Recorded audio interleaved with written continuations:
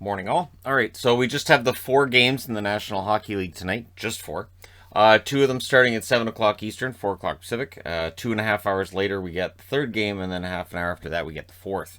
So nicely spread out, and a relatively easy night as we get ready for tomorrow, when there's going to be a whole bunch of games on at the same time, and things get crazy all over again.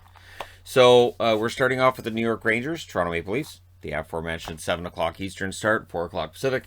The Rangers 1-1-1 is their record, and I think they would want a better record than that, but they're in against Toronto tonight, who are 2-1. Toronto, things look like they're going pretty well, right? So we'll see how things go tonight. Do the Rangers maybe win this one in overtime, and then that leads to them all having 2 1-1 records coming out of this game.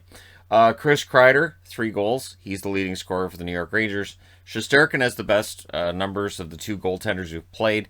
1-0-1 record with a .931 save percentage. So, yeah, if Shesterkin can keep up those kinds of numbers, the Rangers are going to win their share of games. On the Toronto side, Nylander is their best scorer. 2 goals, 2 assists thus far for 4 points. And Campbell, 2-0 record, .968 save percentage. That's pretty good, right? .968. That's not bad. We don't have a shutout yet in the NHL this year. I've been waiting for that. I've been like, all right, who's going to be the first shutout? I haven't had one yet. So maybe it'll be Campbell. Maybe it'll be Shesterkin. We'll see. Their numbers have been pretty good. 7 o'clock Eastern, 4 Pacific as well. Seattle in against the Philadelphia Flyers. Seattle 1-1-1, same record as Philly, or as the Rangers. Philly's 0-0-1. So for Philly, of course, they had that shootout loss against Vancouver, which could have been a win in certain ways and wasn't. So still ends up being an overtime, well, shootout loss. Brandon Tanev, 3 goals so far for Seattle. I'm going to say that 20-25 goals is likely for Tanev at this point. Grubauer has played every minute so far in net. 1-1-1 record with an .894 save percentage. He's been pretty good. And in the last game especially, pretty good game for Grubauer. So after a rough start, his numbers are getting better. Farabee, 1 goal, 1 assist for 2 points for him. He's the leading scorer for the Flyers after 1 whole game. But again, Farabee gets off to hot starts. So don't be surprised if he gets a goal and an assist again tonight. Carter Hart, of course, started that game. Ends up with the shootout loss, .897 save percentage. We'll see how things go for him tonight. Then at 9:30 Eastern, 6:30 Pacific, the Anaheim Ducks in against the Calgary Flames. Anaheim 1-1, so starting off with a respectable record. Calgary, of course, lost the Battle of Alberta, and now they play against Anaheim, who at one point in time were their nemesis. That has changed. Silverberg, a goal and 2 assists for him in 2 games for Anaheim so far, so a good start for him after a down year. Gibson has the slightly better numbers between himself and Stolarz. He has the 1 win, .971 save percentage, but Stolarz, I think his is .953. Not bad.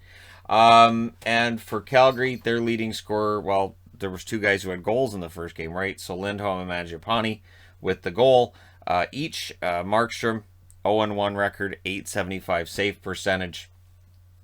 And then at 10 p.m. Eastern, 7 p.m. Pacific, St. Louis in against the Arizona Coyotes.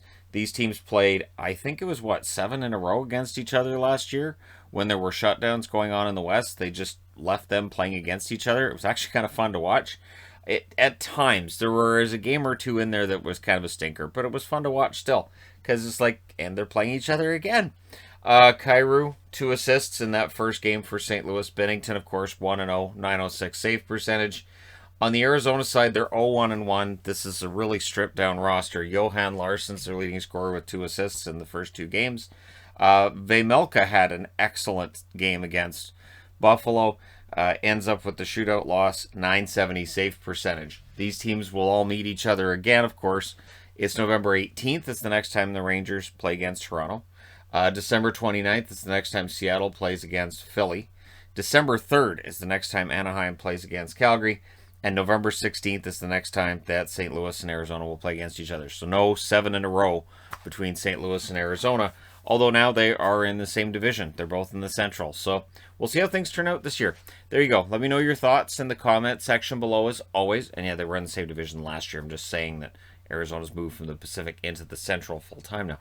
But don't forget to hit like and subscribe if you're browsing your way through. You just happened upon this video. Thank you guys so much for watching, for all your support. I will talk to you again soon.